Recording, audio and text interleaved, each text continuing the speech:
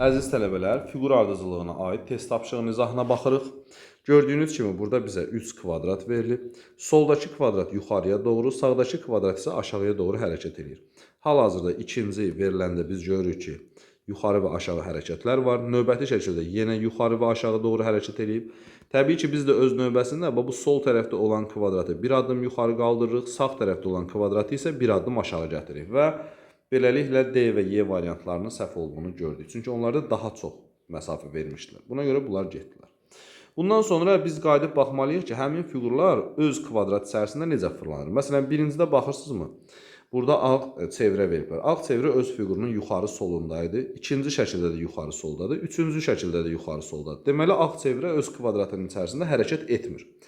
Və buna görə də B bəndində gördüyünüz kimi bunu səhv veriblər və B variantını da biz buna görə atırıq. Daha sonra keçək baxaq, sağdakı kvadrat içərisində ağ kvadrat vermişlər buna. Gördüyünüz kimi həmin kvadratın aşağı sağındaydı.